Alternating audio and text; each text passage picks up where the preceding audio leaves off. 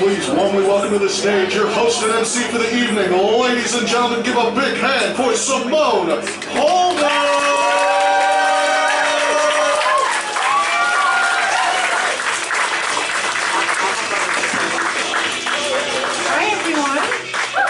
Welcome to Yuk Yuk's. Thank you.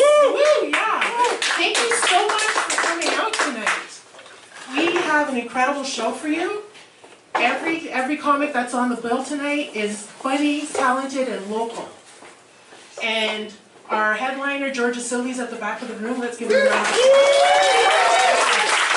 And give yourselves a round of applause for coming out in a play. Good for you. You guys are fearless as fuck. Wow. That's great. That's great. How's your pandemic going? Yeah, I feel you. I moved during the first phase of our lockdown at the end of March.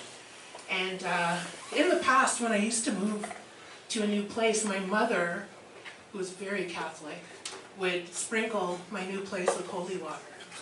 And she'd get some on me, I'd scream that it burned. She'd call me a heathen, we'd laugh, it was a whole thing.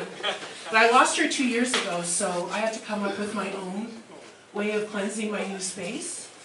And I knew holy water wasn't going to work. So I got sage, I lit it, let it burn, and then I passed out. Turns out, I'm the bad energy in my apartment.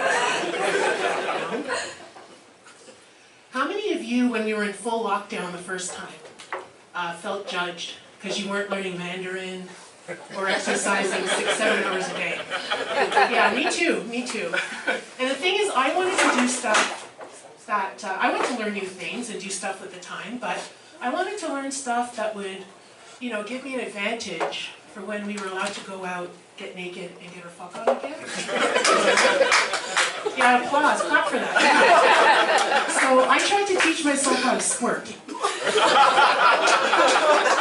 Squirting is hard. It looks easy, but it really isn't. It takes a level of friction that I'm not comfortable with, and focus and concentration that I just don't have. So I gave that up. So Christmas is in a few days. And 2020, I know, squirting Christmas. I'm great at segues. But yeah, Christmas is in 5 days, and then, 2020 is like limping to the finish line. Thank God. What a dumpster fire of a year, eh? Holy shit. My God. Every New Year's, I panic, or I stress, I should say, not panic, I stress. Because I'm like, what am I going to do? What am I going to wear? Who am I going to do? Because I don't think going out is an option this year. Because the night's over before it even begins. It's like, woo! Oh, look. Last call, it's 9 o'clock. Midnight's 3 hours away. But I'm nervous that at the stroke of midnight this year, that instead of being January 1st, it's going to be March 307th. Yeah, that's going to be 2020 just sticking it to us one last time. I'm single, and if you're like me and you don't want to spend another New Year's Eve alone, or go the route of finding your soulmate or killer online, what do you do? I have an idea for an app. It's not a dating app per se, it's more of a penis referral system. Hear me out. We need it. I need it. Okay? And the thing is, it'll be, the difference between this and Tinder is that we'll have reviews and recommendations from people who have actually dealt with the penis in question. Honest, verifiable reviews. He only lasts 2 minutes, but it's a great 2 minutes. Or he's a complete asshole, but the dick is nice, proceed with caution. We don't have a slogan yet. Haven't thought of a slogan yet, but there's going to be a mandatory section called, "Why are you giving up this dick?" Because I don't know about you, I'm suspicious when a single woman wants to set me up with her single guy friend. Because I'm like, if he's so wonderful, why aren't you fucking him? Right? Am I wrong? I'm not wrong. I'm not wrong. In the before times, like last year this time, we would have been going to Christmas parties and planning all kinds of things, but, you know, and part of those parties would involve potluck. How many of you like potlucks? How many of you hate potlucks? Yeah, I'm not a fan of the potluck, especially in a plate, but I don't like potlucks because I don't know the state of your kitchen or your hygiene or culinary habits. Like, are you the type of person that stirs, then tastes, and then stirs with the spoon you just took out of your dirty mouth? You know, it's disgusting. You might as well spit into it. You know? And another thing I don't like about potlucks is when people go, oh, the kids helped me make this. I'm like, ew, I'm definitely not eating it. Kids are gross. Kids are gross. Christmas, my father used to make a fruitcake. And in the Caribbean culture, it's called black cake. But it's a Christmas fruitcake. It's not a white people Christmas fruitcake. Like, the first step of the process is the soaking of the fruits. And what that involves is putting all the fruits in a big pail and then literally drowning it in booze. And this starts months before you're actually going to bake a cake. And every few days my father would go and like check on the fruit and stir it. And we would know this because we could smell the fumes from wherever we were in the house. And by the time you're ready to bake a cake, one little raisin, one little booze-soaked raisin is enough to knock out a rhinoceros. It was like eating the worm at the bottom of a tequila bottle. It'll fuck you up, you know? But the cake was always a hit because you're guaranteed a good buzz, you know?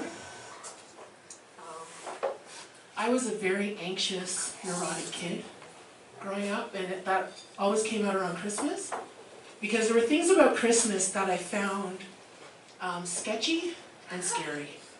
You know, like how the Grinch Stole Christmas scared the baby Jesus out of me, but I had to watch it every year. I had to watch it. And then that scene when he comes up with the idea to steal Christmas and his face morphs into that hideous smile. I just peed a little, it still freaks me out.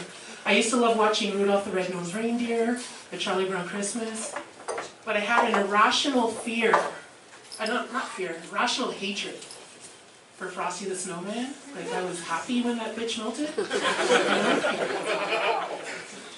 And mistletoe freaked me out as a kid too. Like, I just thought it was creepy. And so when I was little, I'd be like avoiding doorways and like checking for mistletoe in order to avoid it. Because you know there was always some evil-eyed, freaky, sketchy uncle who was like lurking nearby, ready to pounce, sort of thing. Yeah. And then Santa Claus never sat home. No. He sees you when you're sleeping. He knows when you're awake. Santa's a stalker. He's a stalker. And there are other problematic things about Santa too. I saw Mommy tickle Santa Claus underneath his beard so snowy white. Really?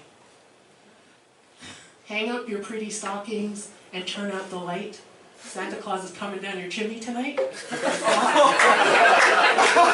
this one. Santa Claus got stuck in my chimney when he came last year. Jeez. Santa's also kind of a fuckboy too, right? But when I was a kid, I was always like, who is this weirdo that everybody adores? And what I deducted, whatever, as a little kid was that he was some old fat white guy from the north with a deer fetish, you know, who's gonna, you know, break into our house in the middle of the night while we were sleeping, park his deer on the roof, shimmy down our chimney, and leave shit for us under the tree, and everyone is okay with that?